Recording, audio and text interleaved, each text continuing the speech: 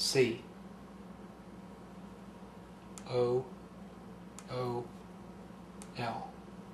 Okay, you can tell there's a little bit of delay there, and it's not that bad if you don't need to pay attention to what you're writing, if you're just going to start pecking around, but it could be a little bit aggravating. I like to be able to type and be able to see what I'm typing and have it show up right away. Alright, so that's a little bit of the typing, and we'll go ahead and zoom out here,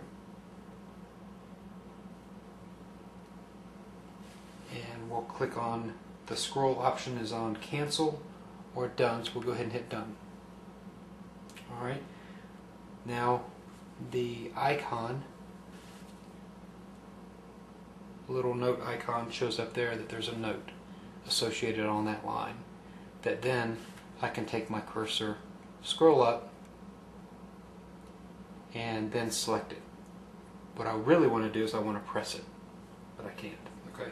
Now I accidentally hit next page and it scrolled me back, so now I need to hit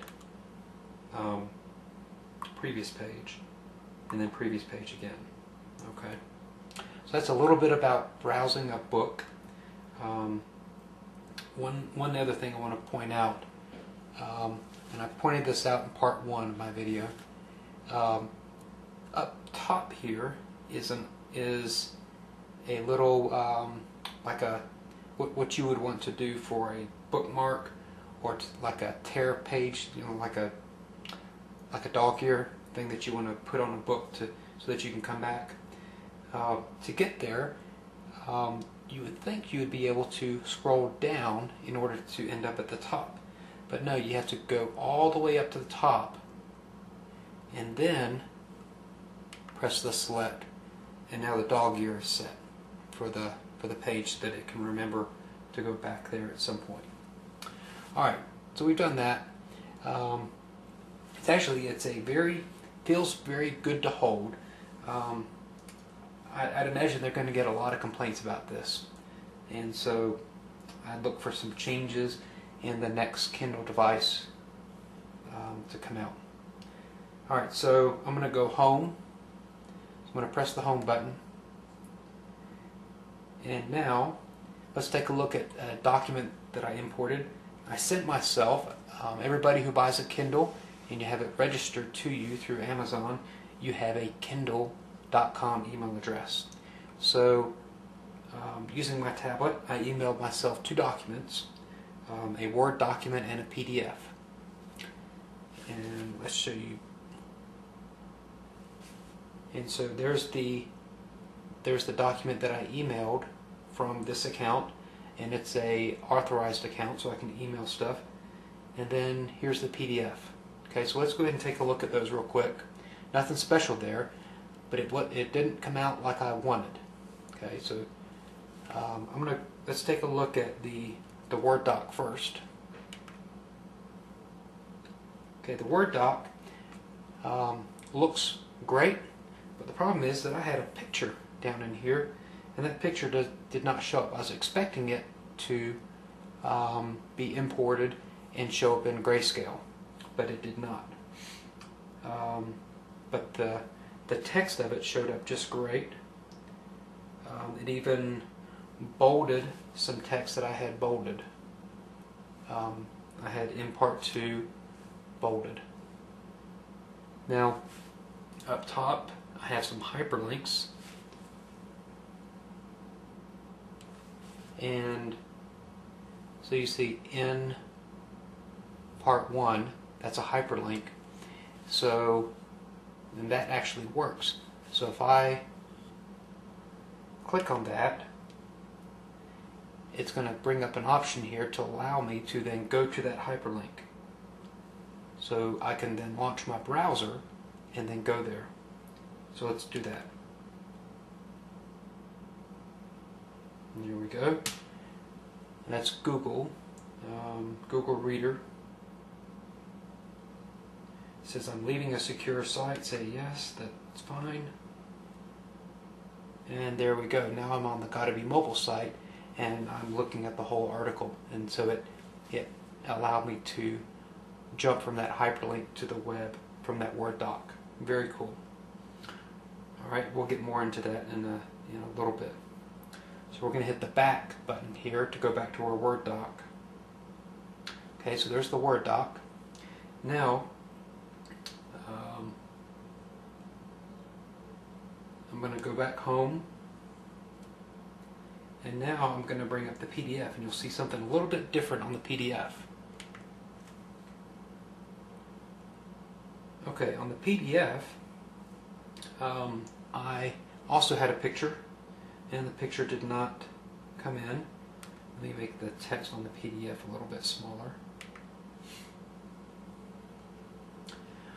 The text on the picture in the PDF did not come in either, and unlike Word, the hyperlink did not get converted over.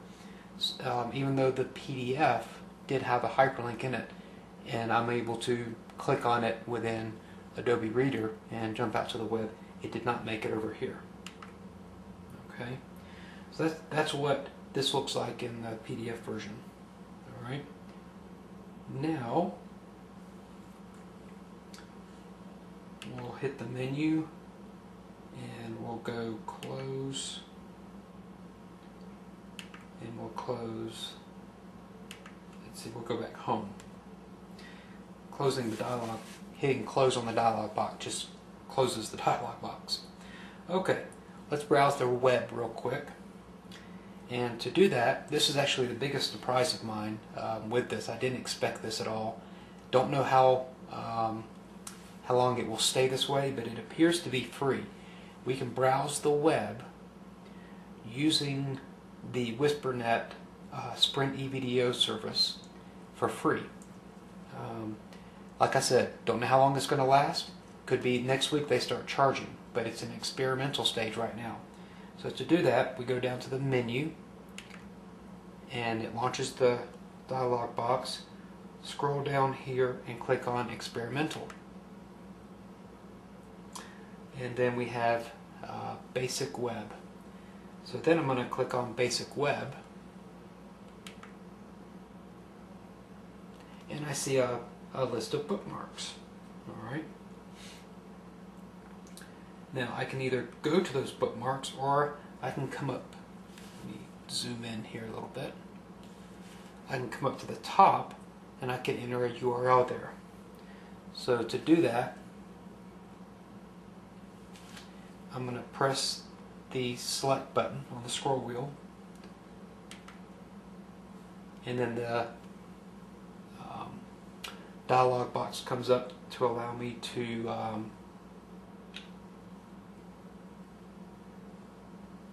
enter a URL. And so let's go to Google Reader. Okay, that seems to be one that people want to know about, and unfortunately it's not a good experience. Now I've already gone there once to take a look, so I'm just going to paste that previous one in there, and then scroll down here to submit and hit submit. Alright, so now we're going to go to Google Reader. Now I'm already logged in, and let's take a look at what the error says. JavaScript must be enabled in order for you to use Reader.